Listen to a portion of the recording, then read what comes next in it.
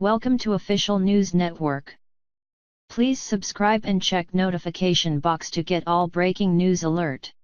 Denzel Washington just called out biggest problem with black community after Obama refused to, now's his life is in danger. Black actor Denzel Washington is once again in hot water with the American left and its social warrior hacks in the media and on social media who just can't stand to hear the truth.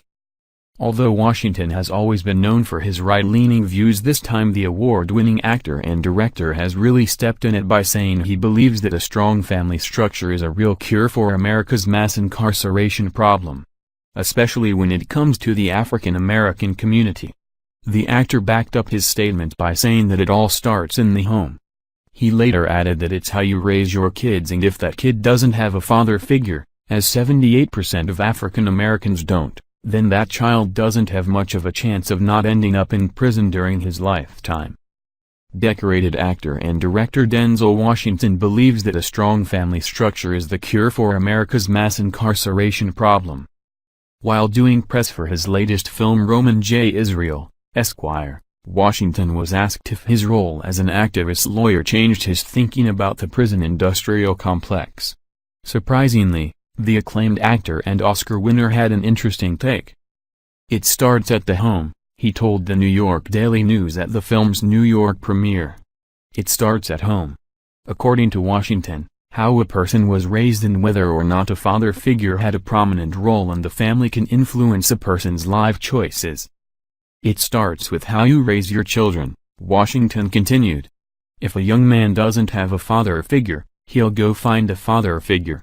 It's unfortunate that we make such easy work for them."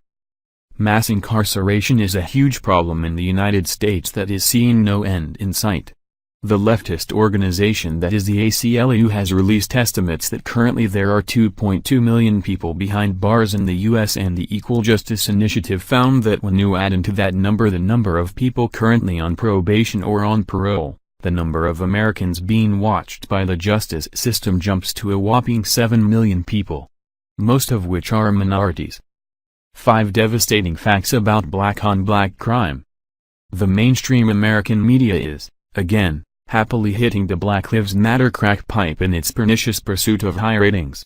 These bloodlusting junkies were nowhere to be found when, with haunting predictability, Chicago news headline after headline detailed the carnage that has consumed dozens of communities in that city where black men kill each other with terrifying regularity.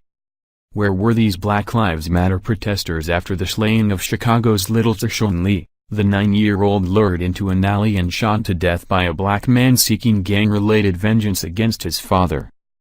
Did Little Tashon's murder at the hands of a black gangster, an all-too-common occurrence in Chicago, not warrant wall-to-wall news coverage or Al Sharpton and Jesse Jackson-style calls for justice? Why? Because the ugly truth behind #Black Lives Matter is that black people killing other black people does nothing to advance its political power in the same way that one white cop killing a black criminal can. Despite the media's overindulgence on white cops killing blacks, there is still a far larger amount of black bodies being sent to morgues by black killers. Here's 5 devastating facts, liberals can't deny, that prove it. Fact 1. Over 1,400 more black Americans murdered other blacks in 2 years than were lynched from 1882 to 1968.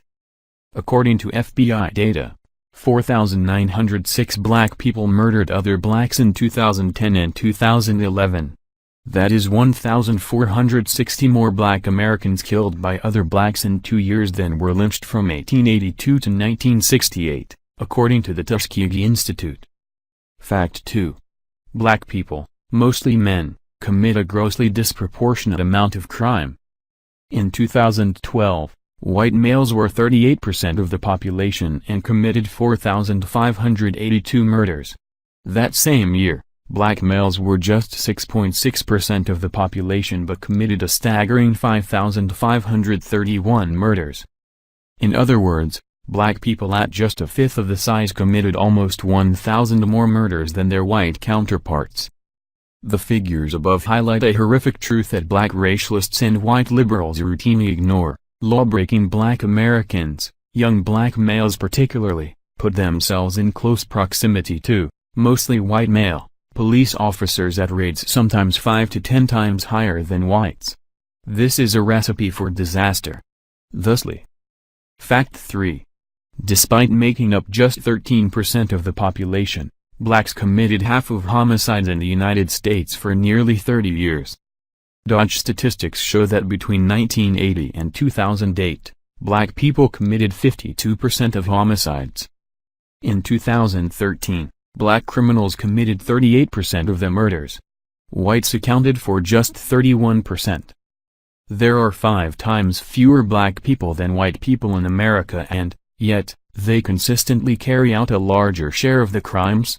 Given this rate, it's no wonder that there aren't more instances where cops kill black criminals. Fact 4. Chicago's death toll is almost equal to that of both the wars in Iraq and Afghanistan, combined. There have been almost as many deaths in one American city as there have been in the 2 major wars carried out by the U.S. military this century. Chicago's death toll from 2001 November 26, 2015 stands at 7,401. The combined total deaths during Operation Iraqi Freedom, 2003 to 2015, 4,815, and Operation Enduring Freedom, Afghanistan, 2001 to 2015, 3,506, total 8,321. Fact 5. It would take cops 40 years to kill as many black men as have died at the hands of others black men in 2012 alone.